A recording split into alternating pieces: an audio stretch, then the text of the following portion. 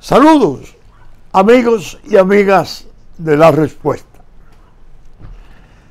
4 programas de La Respuesta, los precedentes, fueron realizados por mis hijos Juárez y Pelegrín. Estuve ausente. Creo mi deber darle una explicación de mi ausencia, porque muchos amigos, en una forma u otra, me hicieron saber que había cierta inquietud entre los seguidores de La Respuesta por mi ausencia. Algunos suponían que yo podía estar afectado en la salud, si no por el coronavirus, por alguna otra situación. Y en realidad, debo decirle lealmente a ustedes qué me ocurrió. Así no hay especulación, porque no habrá ni una palabra menos ni una palabra más. Desde el año 1998, el mismo día que iba a entrar aquí el ciclón George, a mí se me hizo un procedimiento en Boston, angioplastía, que es limpiar las coronarias, 4 en total, en el Mass General Hospital. Me lo hizo un distinguido médico, el doctor Igor Palacios, y durante todo ese tiempo, 20 años, 22, año por año, yo he estado yendo a Boston, ustedes saben bien que lo revelo, para hacer el control de cómo ha ido eso.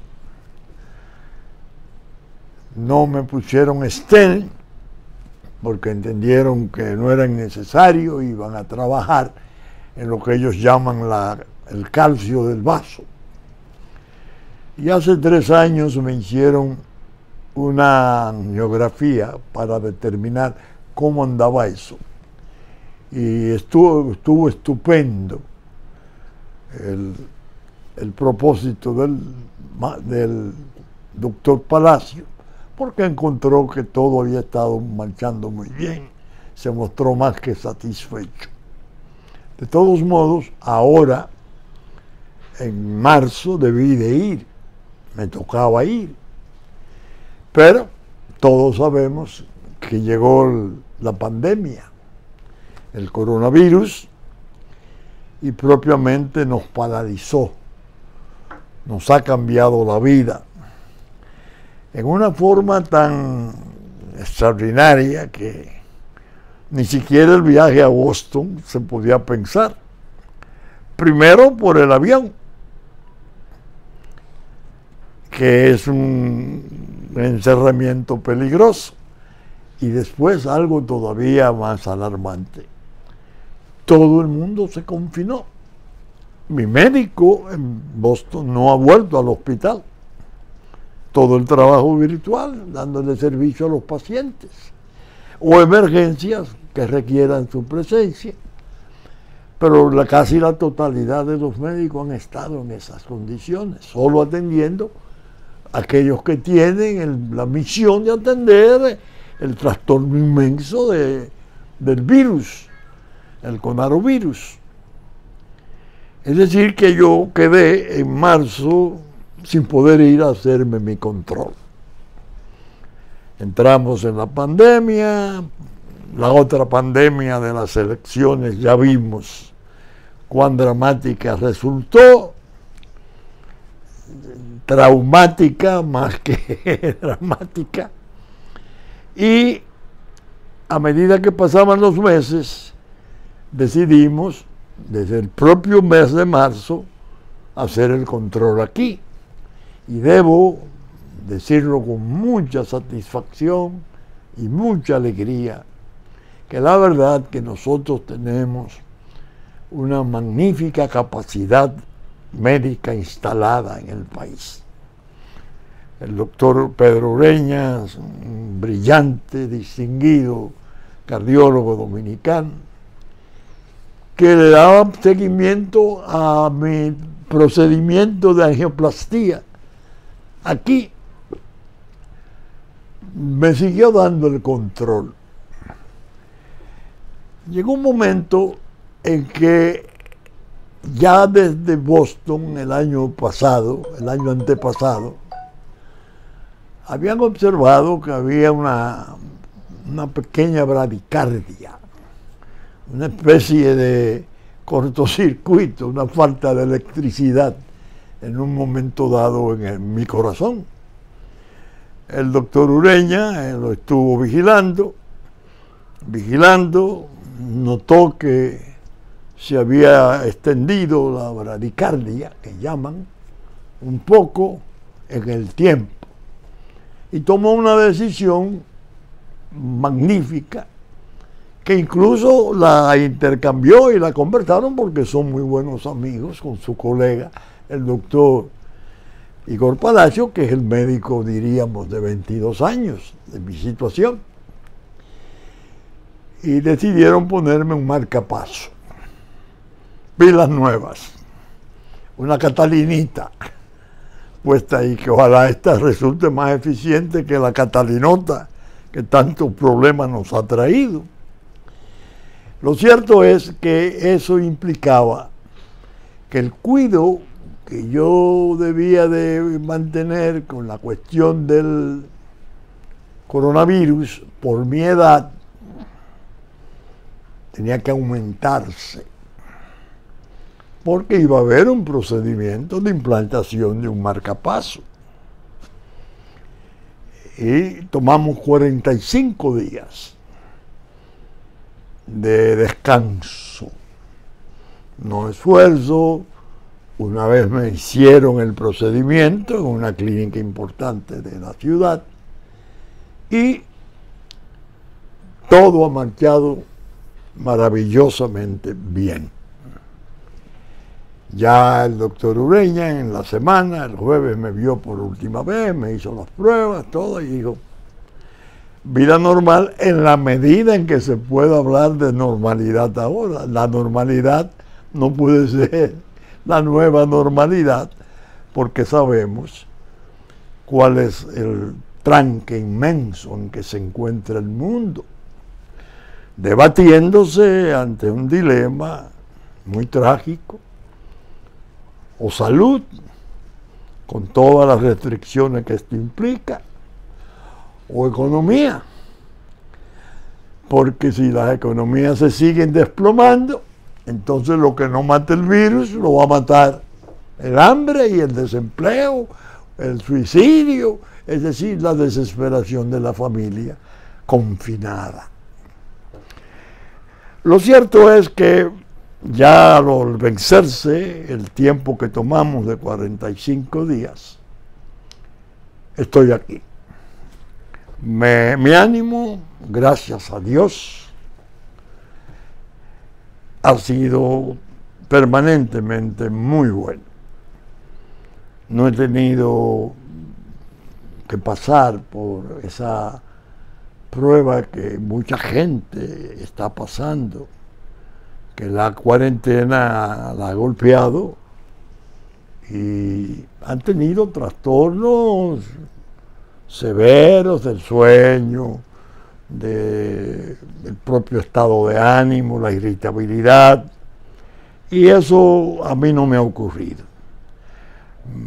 Por lo que les digo a mis distinguidos y queridos seguidores de La Respuesta, que con la gracia del Señor espero estar nuevamente haciendo el programa, sirviendo desde aquí con la franqueza y la modestia de siempre. Hay material.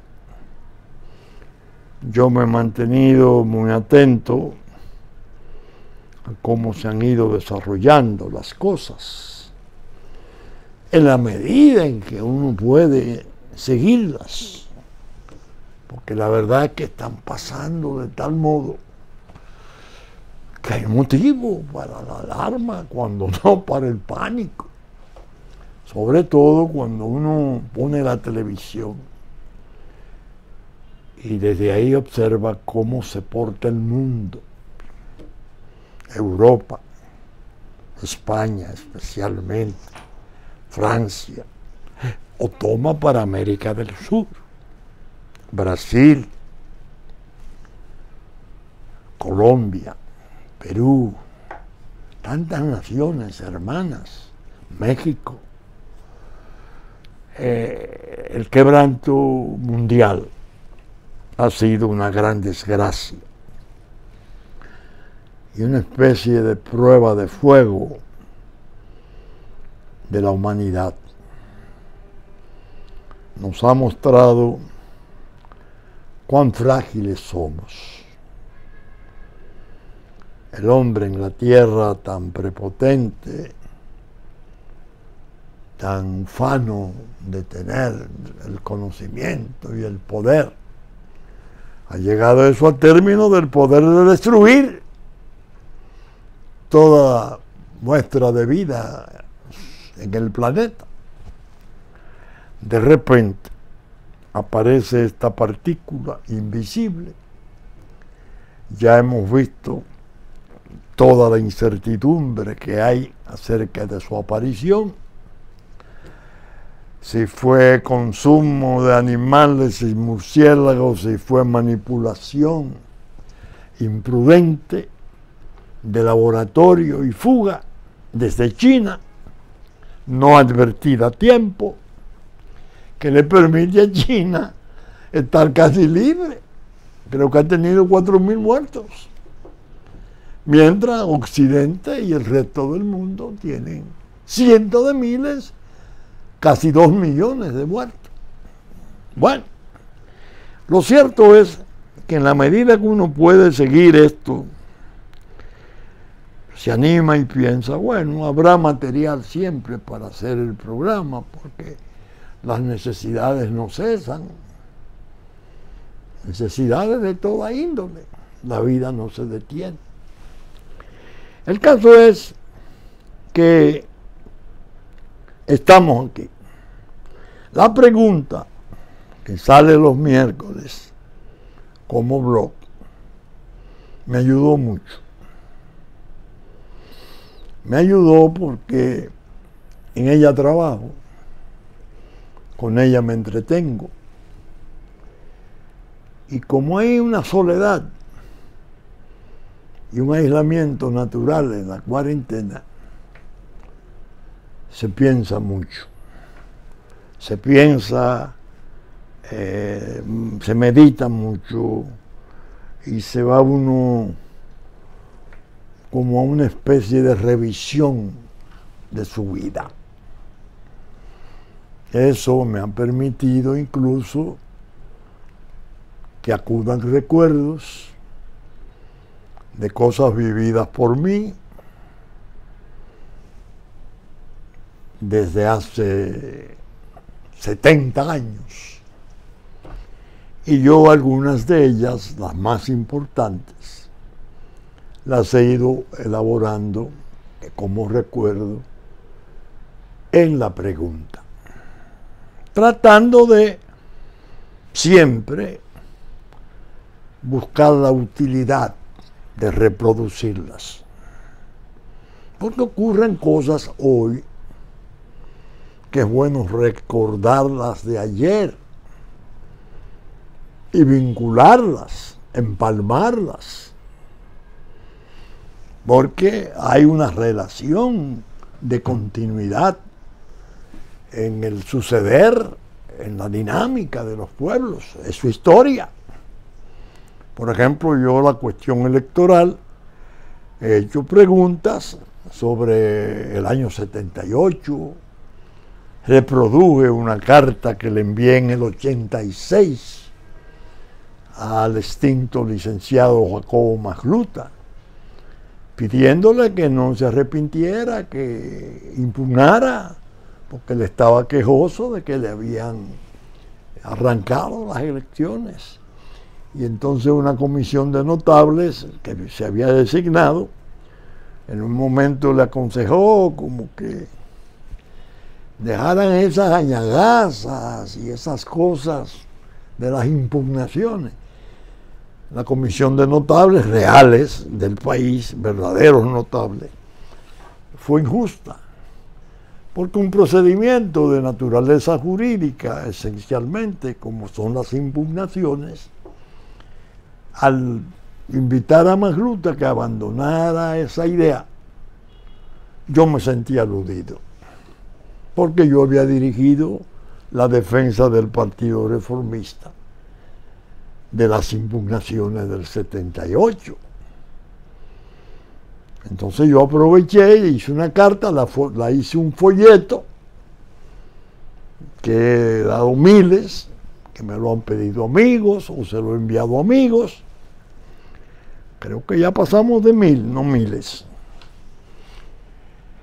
Y en esa carta yo le explicaba al licenciado Magluta mi experiencia en el 78. Es decir, que eso que me mortificó me daba en el 86 la oportunidad de escribir, más que de escribir, describir lo que fue el 78. Me vino como anillo al dedo, como se dice. Y en efecto, sigue siendo el problema electoral lo que yo llamo la furnia de siempre, en manos del escándalo. Una pena. Ahora hemos visto que hay una especie de mercado de pulga, cientos de profesionales que yo respeto, porque son sus aspiraciones.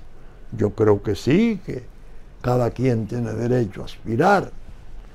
Pero óigame, formar parte, integrar la Junta Central Electoral después del montón de problemas que a la República eso le ha significado, tiene requerimientos especiales.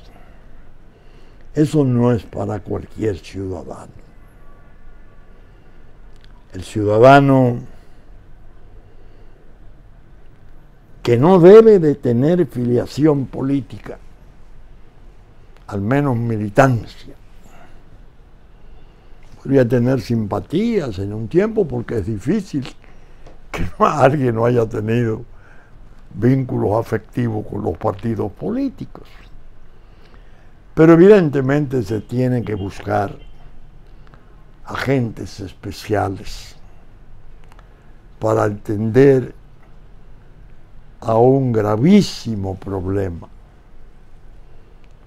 incurable, una especie de cáncer de la República.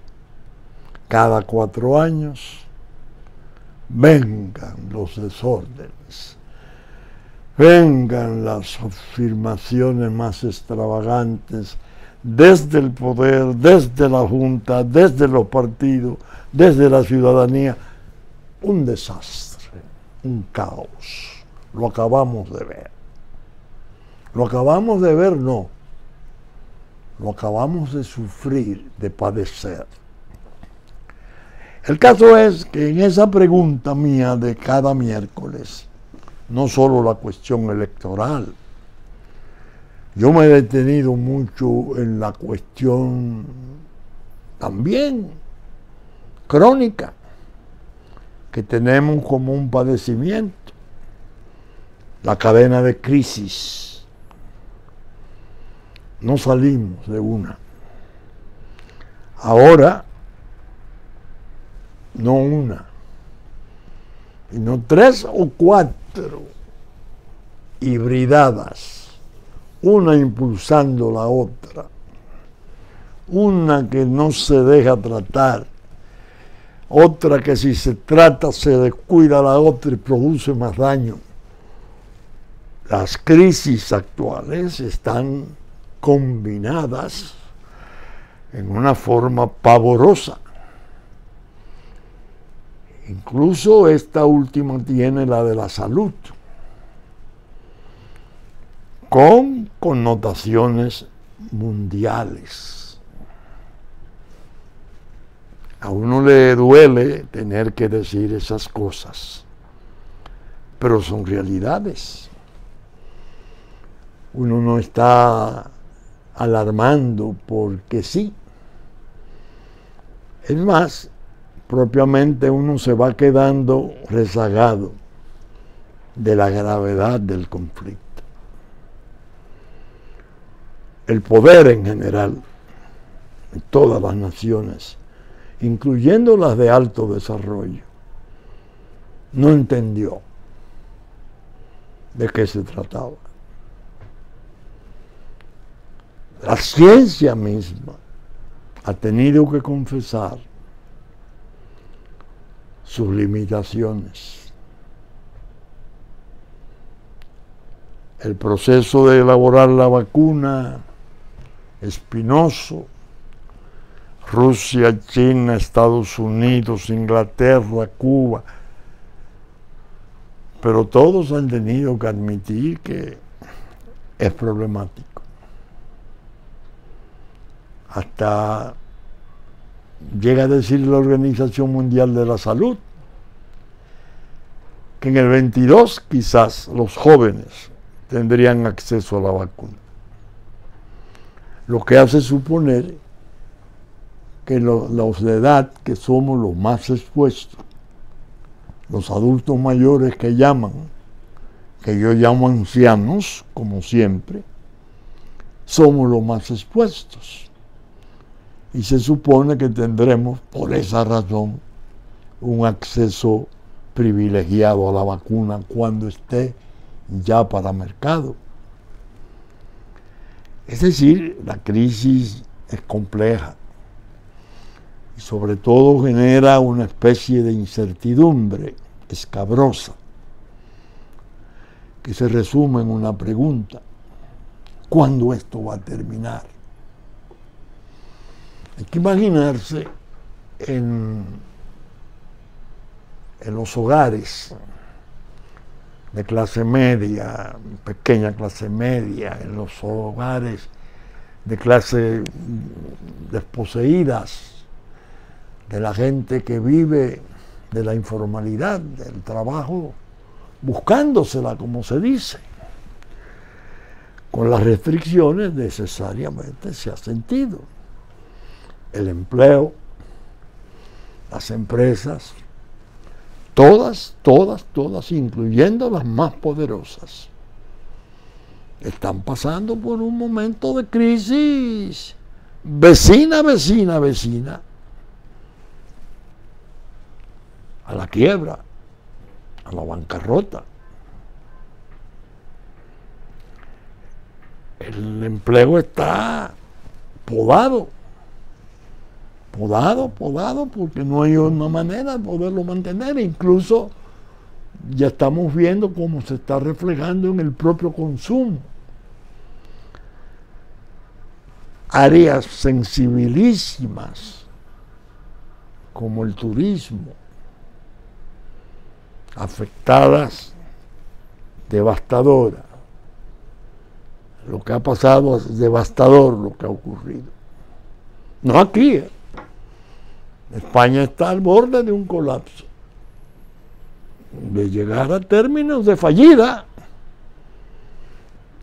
con un 83% de pérdida de su turismo.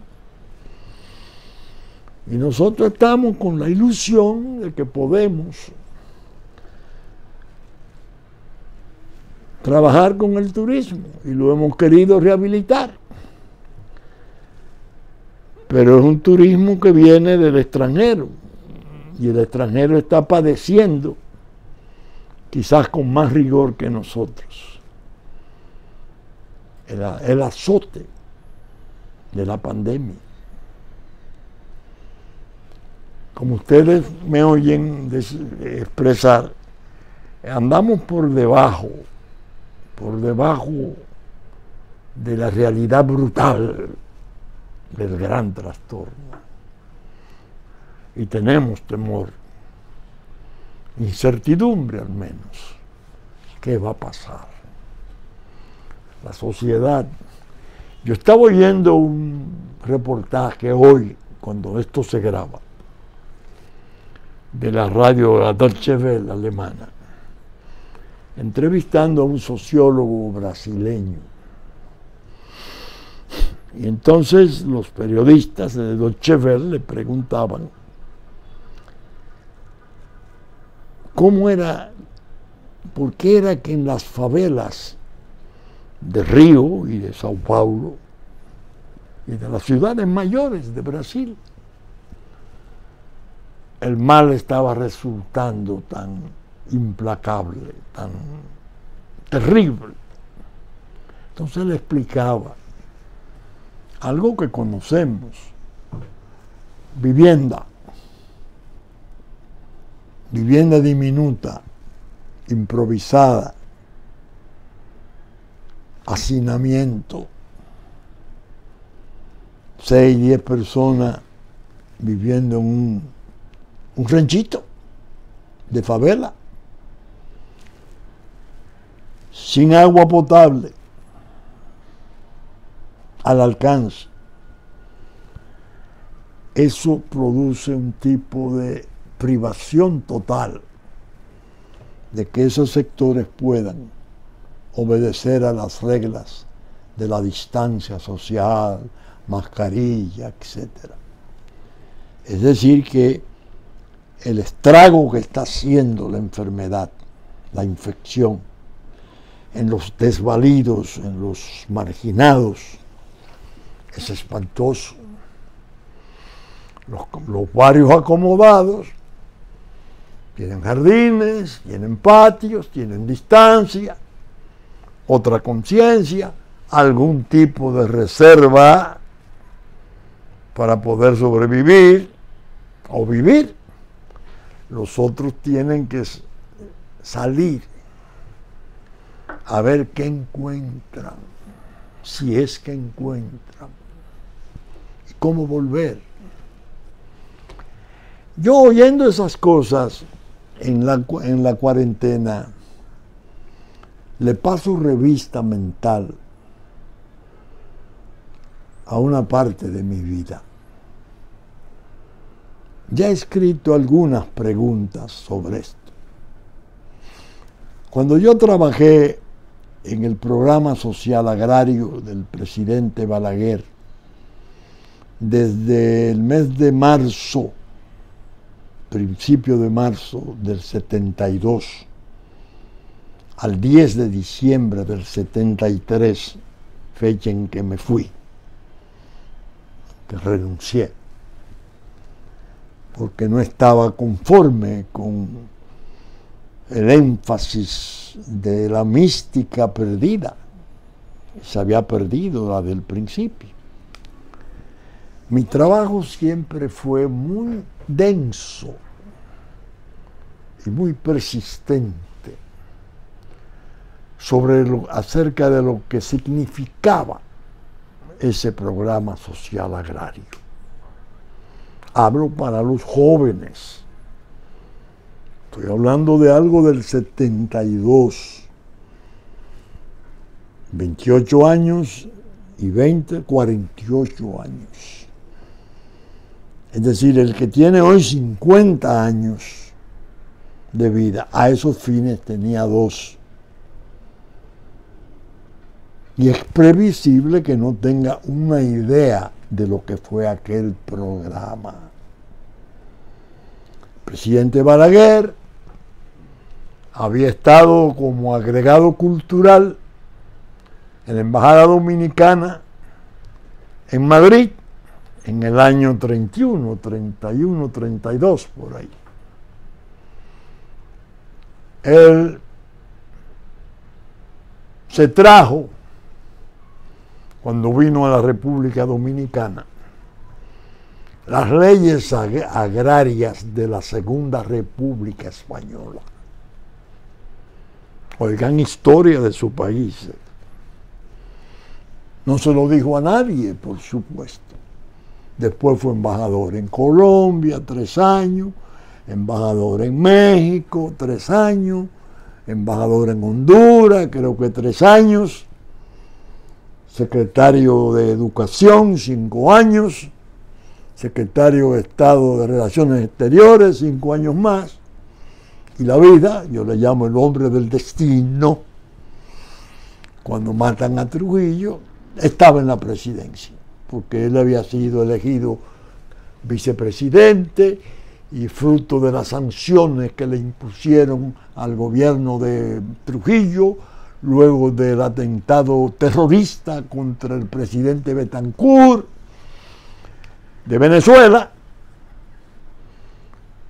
Negro Trujillo, que era el presidente, salió y quedó como presidente el presidente Balaguer. Por eso yo le llamo el hombre del destino. Eso fue espantoso, porque se entendió que él era un representante genuino de ese régimen. Incluso lo hacían a veces en sus excesos responsable, intelectual de ese régimen, lo cual no era cierto. Habían cientos de intelectuales brillantes dominicanos, gente importante y valiosa, que estaban colaborando con el régimen. Hasta la hora en que se le puso fin a través del magnicidio. El hombre del destino queda. Pasó el 61, está escrito en la pregunta. Vino la guerra civil, primero el derrocamiento de Don Juan, tratado en la pregunta, terrible. Uno de los errores criminales mayores y más indelebles de la historia nuestra. Después vino la división de las Fuerzas Armadas, el levantamiento del pueblo en el estallido de abril y, naturalmente, la intervención militar norteamericana. El caso es que el hombre vuelve en el 66 a poder, Balaguer. Gobierna 66. En el 72,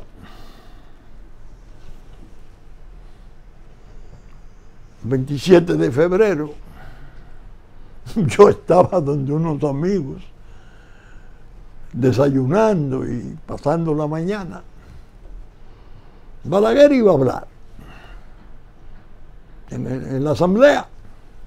¡Ay, Dios mío! ¡Qué discurso! Fue una cosa espectacular. Ese orador hizo una presentación tremenda de un programa agrario, anunciando la presentación y el sometimiento de 5 proyectos. Uno sobre latifundio, otro sobre límites de la propiedad arrocera, que nadie podría tener más de 500 tareas de arroz. El resto era para el Estado y del Estado a reforma agraria. A parcería. Bueno, las negociaciones de la propiedad del Estado eran 5 los proyectos. Todo el mundo se espantó. Fue tremendo. Yo iba en marzo precisamente a Boston, pero todavía no me habían hecho los procedimientos. Iba a otra cuestión de familia, de la salud. Y el extinto amigo Néstor Contín Aybar, que éramos catedráticos en la Universidad Pedro Enrique Sureña, me dice: el presidente te quiere ver. El discurso había sido el día anterior, 27 de febrero. Él quiere verte esta noche. Yo voy a Boston mañana. No, pero voy a verlo, que él tiene mucho interés de verte. Y voy. Me dice: ¿oíste mi discurso? Sí, presidente, magnífico. El mejor que usted ha pronunciado. Y claro, las leyes. Yo lo que veo que usted tiene, esas leyes son poderosas y peligrosas. La recuperación de tierra del Estado y terrenos baldíos. Y dice, no, si precisamente te mandé a buscar y que quiero hablar contigo porque de mis amigos tú eres uno de los pocos que creen eso. Y yo quiero ver si tú puedes ayudarme a aplicar ese programa. Yo le digo, presidente, yo tengo la emoción siempre de la pobreza del campesino, de la necesidad de apoyarle, pero yo no tengo conocimiento técnico. Me dice, no, esa es una causa muy importante y tú eres un magnífico abogado. Estúdiala y defiéndela. Me tumbó. Entonces un amigo ya desaparecido, compadre mío, el padrino de mi hijo Pelegrín, mi extinto compadre Luis Espínola Espaillat, que había trabajado en el BIT y estaba en una conexión con la CEPAL, me consiguió 3 tomos con 15 conferencias de profesionales de la reforma agraria. Ahí estaba toda la inteligencia mundial sobre reforma agraria en esas conferencias. Yo, naturalmente, abogado, acostumbrado a estudiar los casos, pues me fajé. Y efectivamente, el presidente designó 21 de sus amigos con rango de secretario de Estado, 5 por cada comisión. Y esas comisiones se establecieron. A mí me tocó ser miembro de la Comisión de Recuperación de Tierra del Estado y Terrenos Baldíos.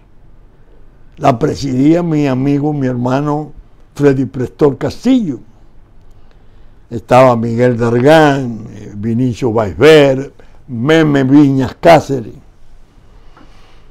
Bueno, durante todo ese tiempo que yo estuve y el que siguió, ahí vuelvo a lo que estaba planteando,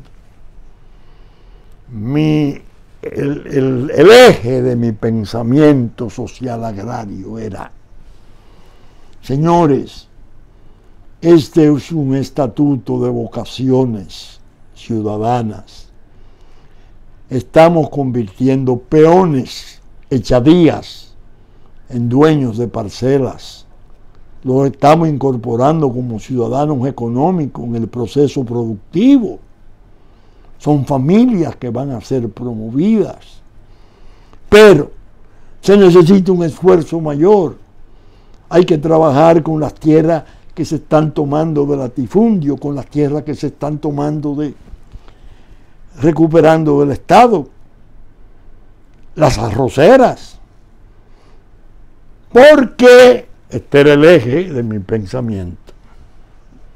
La República no puede perder la disposición demográfica que hoy tiene. Un 70%, un 67% en el campo, 65% en el campo. Y un 35%, lo discutían, hablaban un 40% en la capital y los pueblos. Mi teoría, más que mi teoría, mi tesis, mi convicción era, si no hacemos justicia social profunda y seria en el campo, el desarraigo del campesino se va a acentuar. Y al propio presidente Balaguer yo le decía, presidente, es que usted se las canta y se las llora, porque usted está haciendo el programa social agrario portentoso que está haciendo. Pero entonces le está construyendo aquí en la ciudad y en los pueblos mayores, especialmente en la capital, viviendas. y la construcción está demasiado activa y es una atracción.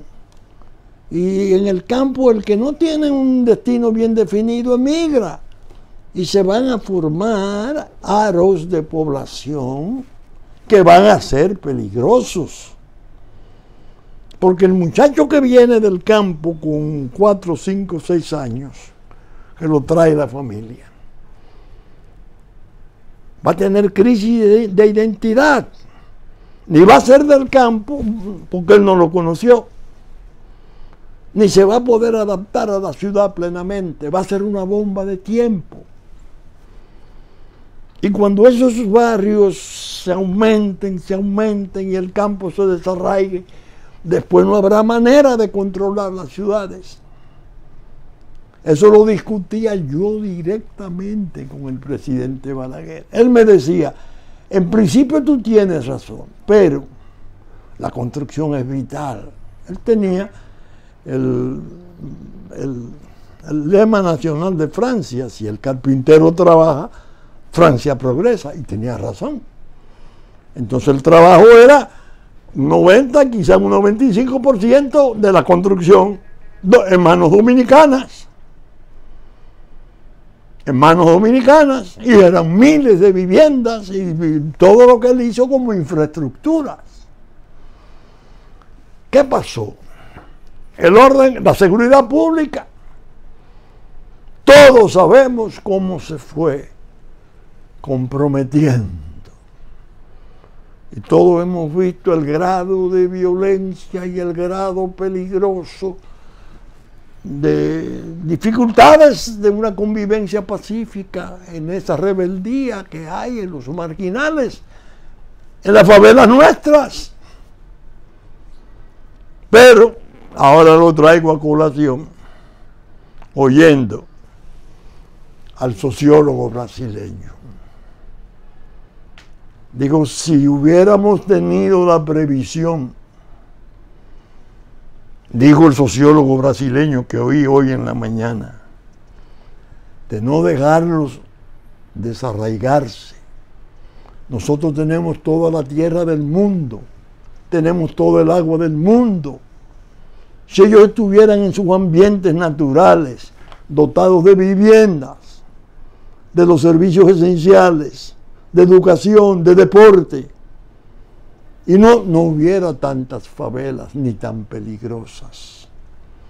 Y una vez establecidas, teníamos la obligación, decía el sociólogo brasileño, de evitar la rabalización, de crear un estatuto de dignidad en la vivienda que impidiera esto que está ocurriendo.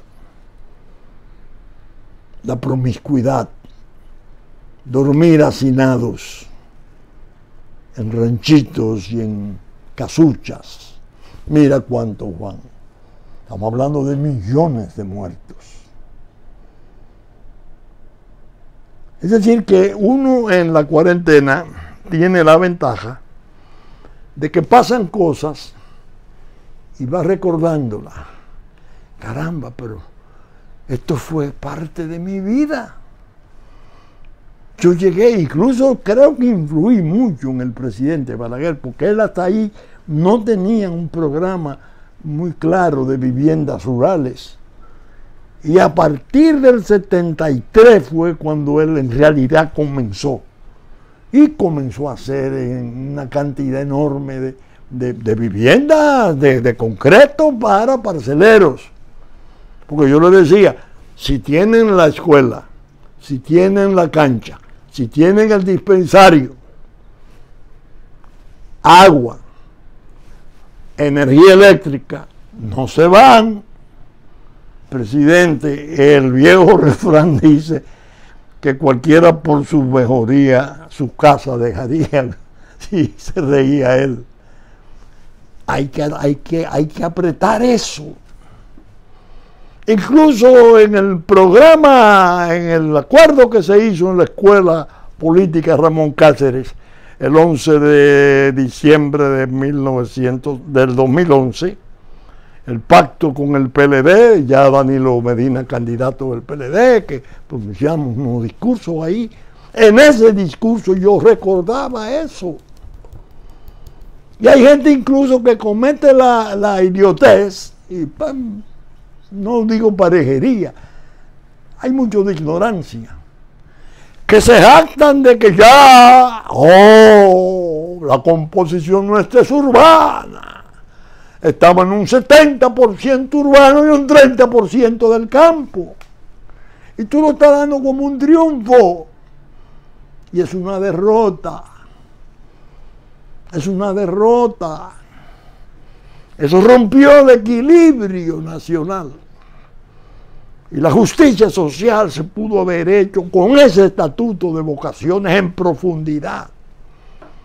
Y tuviéramos una sociedad más segura, más de gente responsable, interesada en el orden, en el progreso, porque tenía intereses que defender, no desarraigados, parias. Es decir, fíjense que cuando yo hablo de la pregunta, digo, de las cosas que le agradezco a la cuarentena, es que deja pensar, lleva a pensar, obliga a pensar. Y cosas que incluso uno no las sabía, las olvidó, qué sé yo, las tenía ahí acumuladas, pero le salen cosas importantes de la vida de uno. Por eso hablaba del sociólogo brasileño y la favela de Río y de Sao Paulo. Nosotros hemos tenido el trastorno. En la seguridad pública ni hablar. Eso es horrible. ¿Por qué?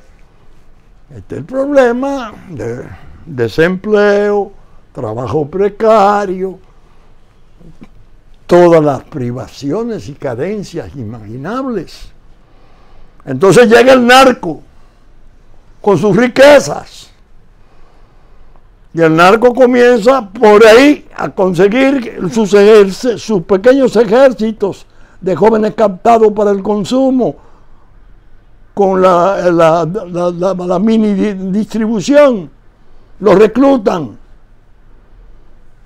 y busca complicidad social con esa. Y la casa del emigrado que viene comienza a ver que el niño comienza a traer bienes y paga la escuela de la hermana o la universidad y tiene, ven acá, ¿y dónde tú estás sacando eso? No, está distribuyendo droga, le están dando algo. Y entonces el paradigma del trabajo sufre un quebranto inmenso. El hijo que le dice al padre, papá, pero tú eres un soquete, por no decir la otra palabra. ¿Cuántos años tienes tú trabajando en tal tienda o en tal negocio o en tal cosa? Y tú no tienes con qué comprarme unos zapatos. Y mira el del lado, mira, tiene un carro ahí bonito, un Mercedes. Y el padre no es capaz, no puede decirle, mi hijo, yo lo que he hecho es trabajar. Yo no he bregado con droga. Yo no he matado humanidad ni juventud. Pero el trabajo como mérito ha quedado afectado. Son las deformaciones de las sociedades. Esta pandemia, con toda la desgracia que tiene, que conlleva, en el fondo y a la larga, habrá que reconocer que le ha dado una lección inmensa a la humanidad. Porque las desigualdades se han podido ver en forma más cruda que nunca. Fíjense cómo de las crisis y de los dolores se pueden sacar cosas provechosas. El caso es que estamos de nuevo en la respuesta. ¿Qué voy a hacer? Voy a intensificar la interacción entre pregunta y respuesta. Voy a tomar las preguntas últimas de los últimos meses, las de cuarentena especialmente, para ver de qué modo o las he tratado o las debo tratar en la respuesta. Como una manera de ir poniendo al día la visión que tengo de los trastornos, de las escasas esperanzas que tenemos. Por ejemplo, yo estoy desarrollando ahora y viene una idea de los mástiles. Yo sostengo que las tormentas, que significan las crisis políticas y sociales, cuando agarran a las sociedades con malos capitanes y la embarcación tiene un mástil frágil y un velamen escaso o perforado, no hay manera de evadirlas. Entonces trato Balaguer en el 61, 66, 78, todos los periodos en que fue importantísimo. Don Juan, cada uno en su hemisferio, la importancia de esos dos mástiles.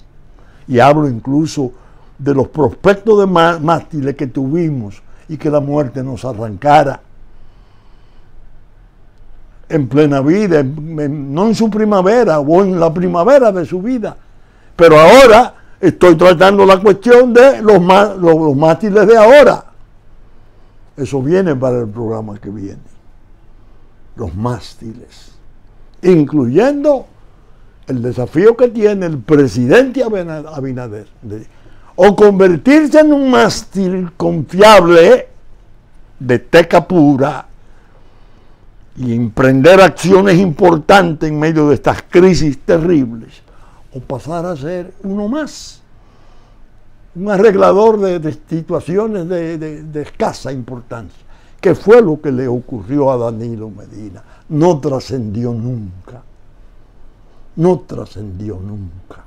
Se portó como un hábil manejador de situaciones, de preparaciones y de manipulaciones,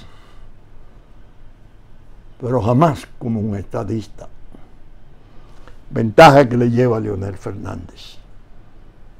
Vamos a ver en la próxima respuesta cómo tratamos esos temas para ir actualizando los pensamientos y, más que actualizarlos, tratar de organizarlos y transferirlos a ustedes, que son en realidad lo que más lo merecen. Saben ustedes que estamos saliendo por Super Canal 3 del cable 33 televisión abierta el domingo a las 11 de la mañana.